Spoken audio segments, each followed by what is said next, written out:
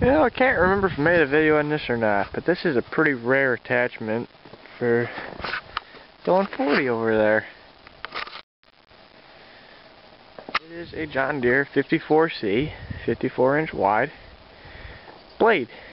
And instead of mounting on the front, it mounts underneath the tractor, and that's why it's so shallow, so short. I haven't quite figured out how it mounts yet. This one here was kind of rough. So here's the John Deere tag right here. John Deere.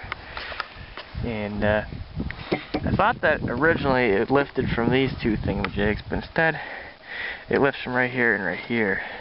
I put it under the tractor and mocked it up. Just got back from TSC. I got a pin to lock it. Right now it's set up for manual angle, but it has mounts inside there for a hydraulic cylinder, so since I have the H3 140, I'll just convert it to hydraulic angle. Just gotta get a different cylinder, that's all. There was one big pin that ran right through here, and it was pretty rough, so I just got some smaller ones at TSC. You can actually lean this plow blade back a little bit or angle it forward. Right now it's angled forward. You pull this up, I have it locked right now, and it allows it to angle. Now I was missing, see these right here mount behind the transmission underneath the tractor, and I didn't have the mounts on my tractor. They weren't there. So, thanks to a vendor on Weekend Freedom Machine, I believe his name is Jim Buskey, I think that's how you pronounce it, I ordered a set of these from him. You can see these mounts that are hanging.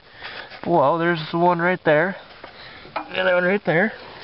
They just came in the mail yesterday, and $35 for the pair, brand new.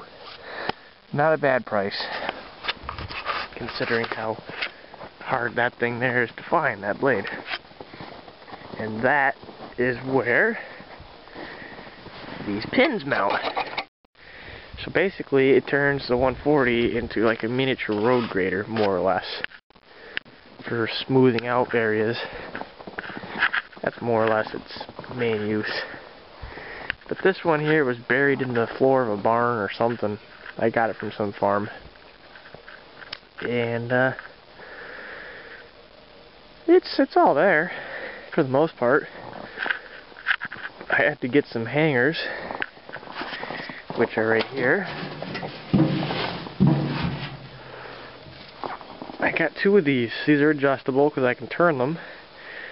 Pretty much the same thing as what hangs the mower. Actually, it is the same thing that holds the mower deck.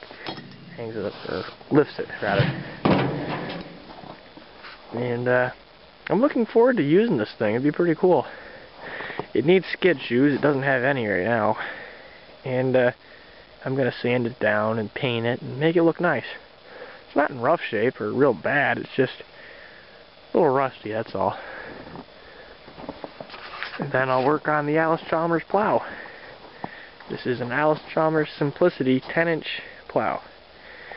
I have found out that this right here would be where the Coulter wheel would mount, but the Coulter wheel is missing. And it is set up for some kind of proprietary Allis-Chalmers Simplicity hitch. This is not a sleeve hitch setup, but it does function with a sleeve hitch, so works for me. But we also have a 12-inch Brindley sleeve hitch plow, which it's out of adjustment, but it does work very well.